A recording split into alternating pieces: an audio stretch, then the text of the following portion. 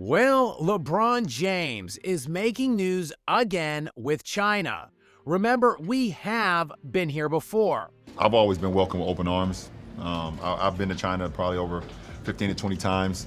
And the main reason I've always wanted to go back to China is because of the game of basketball. Most recently, though, James has been acting as a de facto ambassador for America and Chinese relations at the behest of no one, though he has been touring throughout Shanghai as part of his Forever King tour with Nike. Which, quick sidebar here, that campaign, and in particular, the 30-second ad Nike dropped for it, is next level. A dizzying mixture of hilarity and hypocrisy you simply must see. So I will make certain to drop the link to that at the end of this video. But back to Comrade LeBron, who reportedly wrote an essay for a communist, state-controlled daily news outlet while he was there, which has sparked controversy both here in the US and in Hong Kong. There are, however, conflicting reports now that LeBron did not in fact write the article, but that his name was simply put on it. This report coming via the New York Times that two sources close to the communist king did not submit the essay to the People's Daily, but that the words attributed to James within the article were accurate, but that they were more just comments made throughout his tour last week of China and in various interviews conducted with James, rather than as an essay or an opinion editorial submitted to anyone there.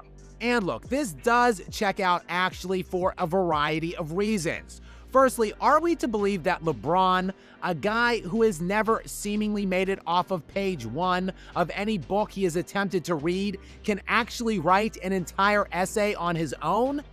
Further, there is a note at the bottom of the essay which credits LeBron as the author, but confirms that he was interviewed for the piece and it was edited by a reporter from the People's Daily. Now, regardless of in what capacity the article was delivered by James, the words and thoughts expressed throughout it do seem to be authentically his own.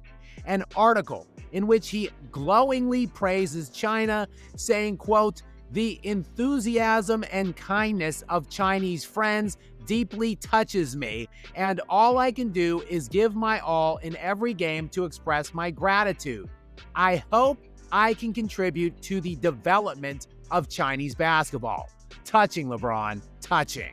Comrade James's Nike tour was his first trip to China since 2019, when he and the Lakers went to Shanghai for a preseason game against the Brooklyn Nets. And it was just around that time that an international controversy between the NBA and China was erupting, when then Houston Rockets general manager Daryl Morey spoke out against human rights violations there, standing with protesters in Hong Kong in a social media post which read simply, quote, "Fight for freedom, stand with Hong Kong." And despite LeBron painting himself as some kind of a modern-day social justice warrior here in this country, Comrade James had China's back, sharply criticizing Morey and protecting his own interests, which primarily involved his own pocketbook. I want to get into a word or sentence feud with Daryl Morey, but I believe he wasn't educated on the situation at hand. That since LeBron at the time was working on his festering pile of poo-poo, Space Jam: A New Legacy, a movie which was not released ultimately in mainland China. Though not even a Chinese release was saving the box office returns for that turd sandwich. Sorry, LeBron. Of course, there was also the obvious and direct connections of Nike, LeBron's shoe sales, and how that piece of the puzzle fits together with China.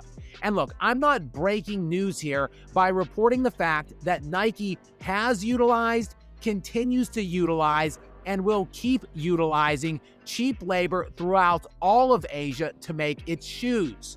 Also, there is the matter of the 1.4 billion people that live in China as consumers and the rapidly growing $60 billion Chinese sportswear market, of which Comrade James and his Nike representation very much want to capitalize on.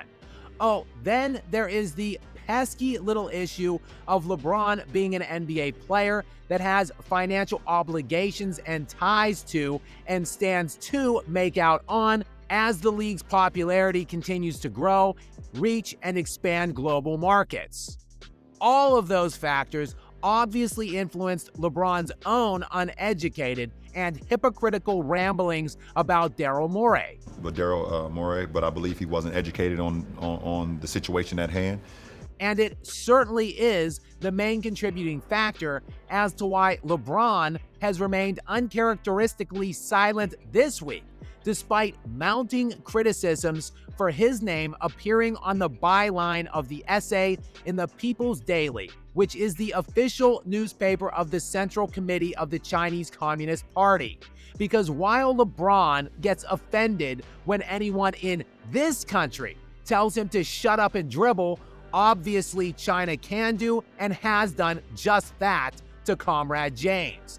And he is just fine with that.